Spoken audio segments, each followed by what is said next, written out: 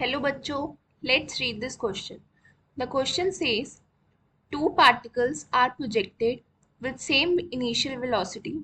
One makes an angle theta with horizontal while other makes an angle theta with vertical. If their common ranges are, then product of their time of flight is directly proportional to. Okay. So the key concept of this question,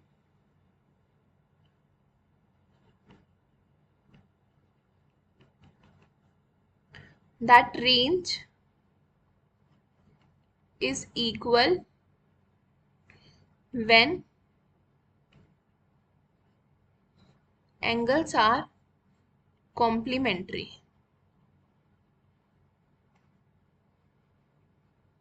That is theta 1 plus theta 2 should be equals to 90 degree. Okay, so इस question में आपको क्या given है कि दो particles हैं, एक particle project हुआ है at an angle theta with horizontal और एक पार्टिकल प्रोजेक्ट हुआ है at an angle theta with vertical. So अगर ये वर्टिकल के साथ थीटा है तो ये कितना हो गया 90 minus theta. Okay, so theta और 90 माइनस थीटा का अगर हम सम करें तो वो हमारा 90 डिग्रीज ही आएगा.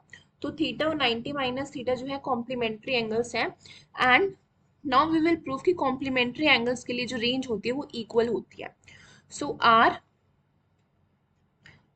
Is equals to U square sine 2 theta upon G. ये हमारा पार्टिकल 1 के लिए. अगर हम पार्टिकल 2 देखें तो उसके लिए होगा U square sine 2 90 minus theta upon G. तो इसको अगर हमने ब्रैकेट खोला तो ये हो जाएगा u square sine 180 minus 2 theta over g. Okay, so u square sine 180 minus any angle is same, so sine 2 theta over g. और यही हमारा r1 था.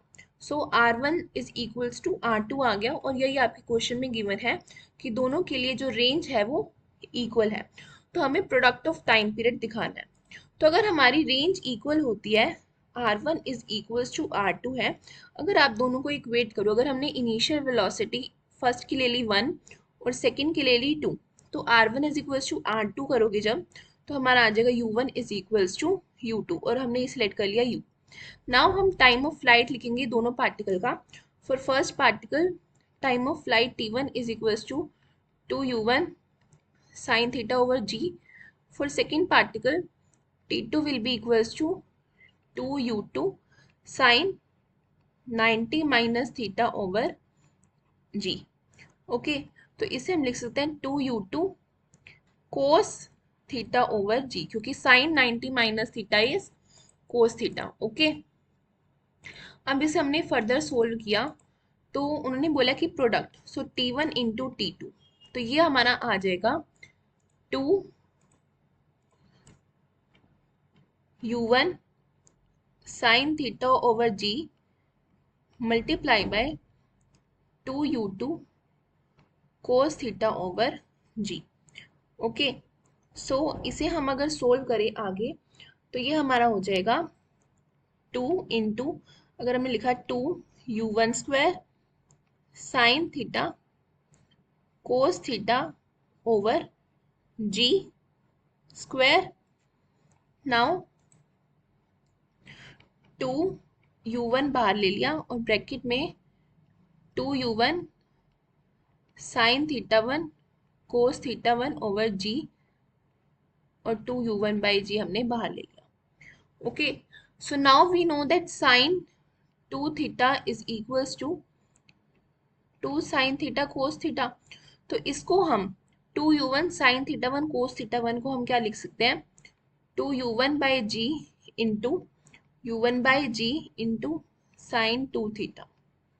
ओके, सो इसे हम लिख सकते हैं 2 by g into u1 square sin 2 theta over g.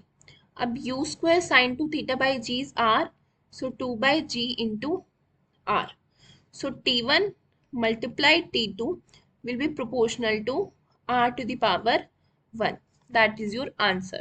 So option number A is correct. I hope you understood it well. All the best for your future.